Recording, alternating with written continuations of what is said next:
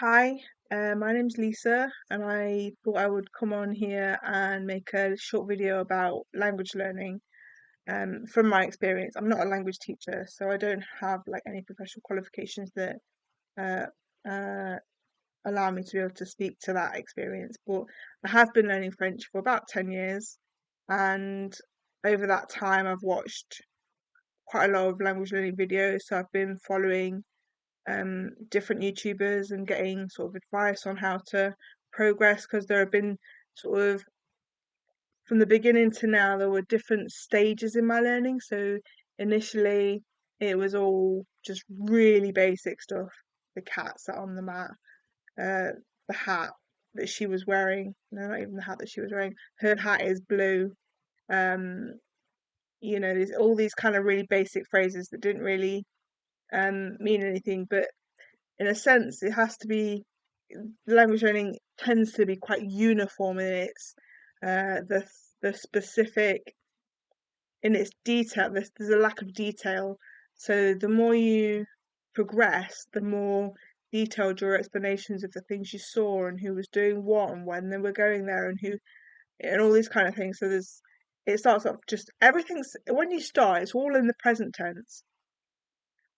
It's almost all, yeah, and it's pretty much all in the present tense, and that kind of carries on for a really long time. So it's kind of um feels a bit like overload really on the present tense. I found that when I eventually moved on from the present tense, because different platforms teach in different ways. Some have like specific, or used to have specific, grammar lessons. So each block of lessons, say you might have like five or ten lessons in a block, and each lesson has maybe 7 or 8 sentences to it. And it used to be the case that each one would be present tense, adjectives, uh, and then you'd move on to stuff like the past tense, and you'd do a bit of the infinitive, the in the the imperfect tenses, and then you'd have the uh past participles of um the compound tenses and stuff like that. So it used to be like arranged around grammar, which I found was incredibly useful. And I think if it had been the way it is now, I'm talking specifically actually here about Duolingo. If Duolingo had been now what it is now, I would have been completely lost. Because the thing about having the grammar points is that you can go away, you can do a little bit of digging, kind of get a feel for what it's trying to say, and then as you do each lesson, as you read each sentence, you can think, oh, okay, I recognize this, and then when you take that rule away out into the world, just that you just one rule at a time. There's no need to like try and overload your brain with all the grammar points straight away.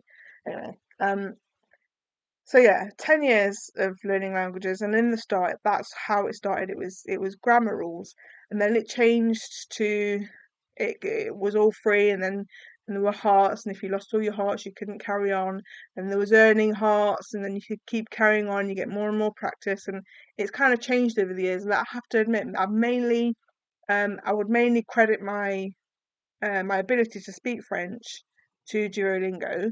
That was my primary resource to begin with. I tried learning languages before that. I tried learning languages using the old-fashioned way, like CDs. I think my friend gave me like a box of cassettes from the 1960s, which was uh, actually at the time was like, this is great. This is the way they taught was so sort of relaxed, and like without the pressure of feeling like you're learning. It was just very sort of passive, not too not too fast, conversational.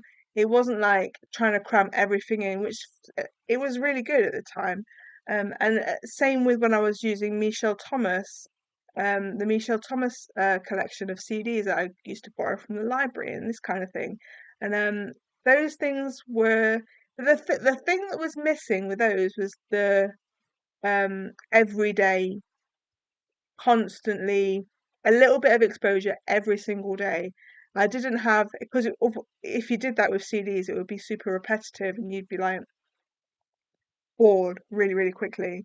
And I think that's why Duolingo was a step up. And of course, when Duolingo came out, it was um, the start of that whole app experience.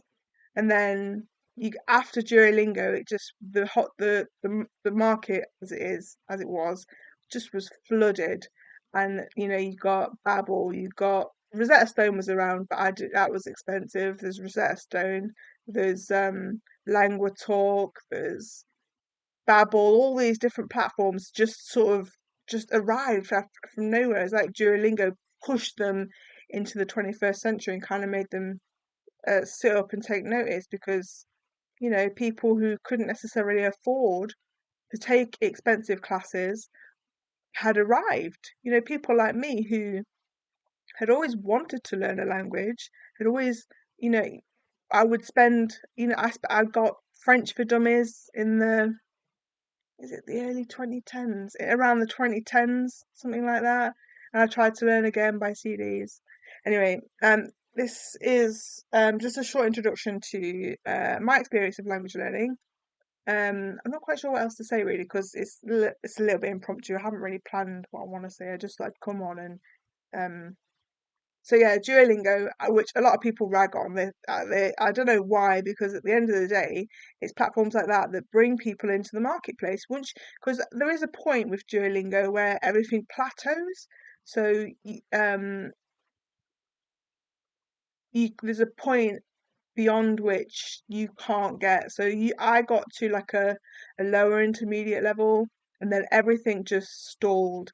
It felt like I hit a huge wall, and hard as I tried, I couldn't get beyond it. And then Ollie Richards appeared in my feed, in my YouTube feed one day. I think I was probably just randomly searching for stuff on languages on YouTube, and I discovered Ollie Richards, and Ollie Richards put me on to story learning. So I bought a few of his books, and they revolutionized, in a sense, the way I thought about that next great leap, that next, yeah, that next great leap in my ability to, because I already at that point I didn't know it, but I already had quite a lot of comprehension, and I'm a reader anyway. I read 5, 6 chapters a day, something like that. I'm a big reader, and so and also my dad told me about some books by what's his name, Simeon something. The title of the books is Maigret. It's like a whole collection of. You can get them on Kindle pretty cheap. They're for an upper intermediate level really. I wouldn't recommend them for beginners. But upper intermediate level Maigret are just for me. The reason I like them is because the period in history where they're situated. So they're kind of like post-war. So I like historical fiction generally. I've tended to be in English. I've tended to be more leaning towards Vikings, Tudors. What else am I into?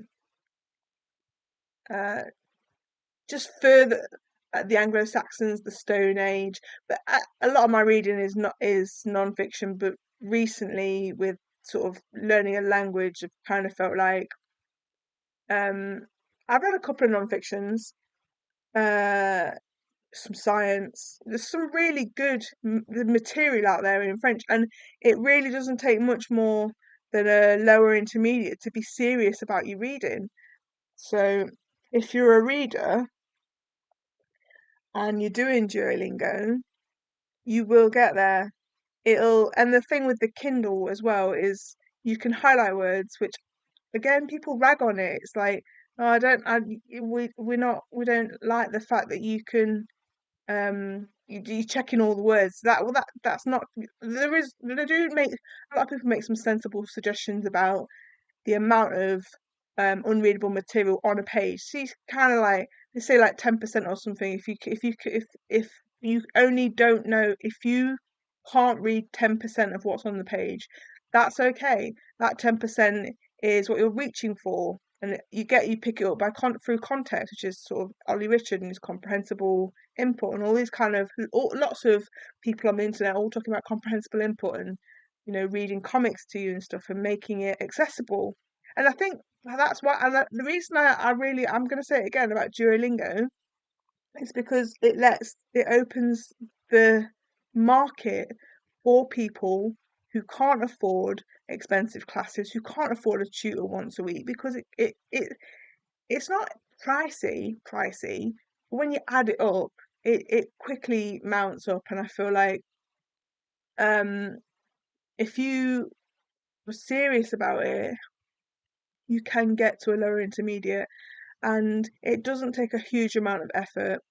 And I mean, I've been to France now about 5 times, and I haven't done it by halves. I kind of jumped from Paris to the south of France by train on my own, and I've gone from on the train, which is really the first time you do it. It's quite an intimidating experience. There's lots of stuff on YouTube again. There's stuff about these walkarounds in the train station, so you get a feel for what it's all about. And there's nothing to stop you from doing that quite early if you can get enough confidence in the base. If you can get a good foundation in the basics, you don't really need a huge amount of conversation. But it's wonderfully amusing to be able to speak a language, because suddenly, I mean, at the minute I'm reading a book called Under a Crimson Sky. I don't know who it's by. I'm reading it obviously in French. It's the first 2 chapters are set in Milan, so there's a little bit of Italian, not very much, like a word or two here and there. And it's about the resistance during the Second World War. So obviously, with my interest in like social history and the history, historical fiction generally, I like stuff that is placed in the past. The stuff in French, like I tried to read Molière. Is it Molière for a French A level? Way too difficult. I might give it a go eventually, but the language has changed so much that it's like I wouldn't recommend to someone who doesn't speak English to read Dickens necessarily, although they're wonderful. I'm reading Tale of Two Cities at the moment, and there was one page, and I'm an English speaker. That's my mother tongue, my native language. And one page was like this huge chunk of text. I had no idea what he was trying to say. It was just like words, just like salt and pepper on a dish. It's just too much salt and pepper on a dish. It was outrageous. I didn't understand what it just felt like. He was saying words for effect rather than trying to make sense out of make any sense or convey some kind of idea. It was just like um shock. It was like shock therapy. It was like, which anyway, yeah, I've gone. Yeah. So reading, once you get to sort of B1, which you can do with Duolingo, I would suggest, as all the others, I would suggest moving on to StoryLearn, which is Ollie Richards. And I wouldn't necessarily. I haven't tried the StoryLearn course, which is not hugely expensive. It's quite a big chunk for a one-off payment, but if you save up for it or whatever, you can. It's affordable. The books are amazing. Like, I love Ollie Richards' books; they are so good. I can't sing his praises high enough. He made me feel like, I mean, I was reading May Gray, and then I discovered Ollie Richards, and then I started on a couple of those. I'm reading. The way they're organised is fantastic. The individual grammar points of targeting your weaknesses in grammar, so whether that's the past tense or the future, conditional, whatever, all these different grammar points, which again, it's useful to be able to identify what these points are kind of trying to say. You don't need to go too deep, just a glance in, just at a glance. Yeah, so Ollie Richards, the books, because he's wrote a series of books in French, Spanish, Italian, Japanese, German, others. So he writes books he's got beginners books, which I haven't really done too much on. I'm learning Italian at the minute, so I did do a bit of the Italian, and they are fantastic. I woke up this morning with an Italian phrase burnt into my brain, without any conscious effort. I didn't work to know it. I just woke up this morning and I realized as I was talking to my mum that I could say io sono svegliati. I think that's how you say it. It's like it means I'm awake. That was I wanted to say, and it was like it just popped into my head. So yeah, stories are a fantastic way to learn, and I advocate for reading, whether that be in your own language, in a foreign language, in two foreign languages, in three foreign languages, however many you like. I don't know. I'm not a polyglot, so I don't speak like massive amounts of languages, but I am an aspiring um trilingual. I'm an aspiring trilingual. So, and it's not too hard. Like, it doesn't have to be hard. The fact that I spent 10 years on Duolingo is because I didn't know where to go. I didn't know, I didn't realize, I'm pretty sure I could have moved on to books a lot sooner if I'd have realized that I was capable. But and if I'd have known about Ollie Richards sooner, I definitely would have moved on to books sooner. Because it is, I mean, he will tell you that it's more efficient. I can't speak to that, but it's more enjoyable. That is 100% the case.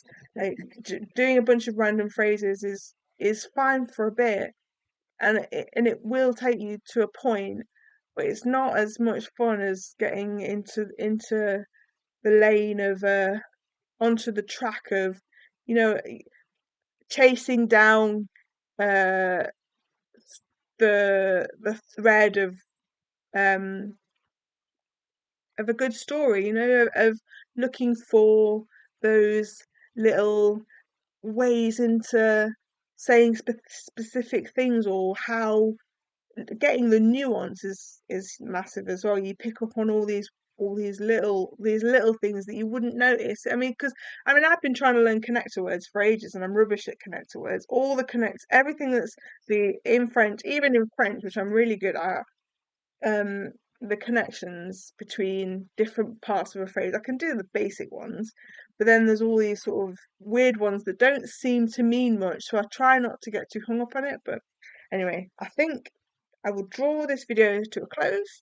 I hope I've said something which is useful, and I hope that those of you who perhaps at some point in your life might have been turned off by languages will be um turned back on to, uh because the stories, there's nothing like being able to put yourself into the mind and feel like you are enriching yourself, your life. That the richness and the texture is as palpable in French for me as it is in English. I can't speak as well as I read, but there is a texture, a richness of texture which even in a foreign language is present. I think people think perhaps they hear some people speak foreign accents and think, well, I bet they don't understand it as well as their mother tongue and all this kind of thing. People will talk about the fact that your mother tongue is like trying to talk a foreign language is clunky and without it's just not very rich.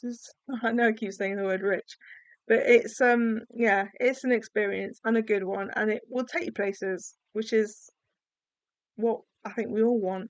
So yeah. Anyway, uh, best of luck with it. Bye.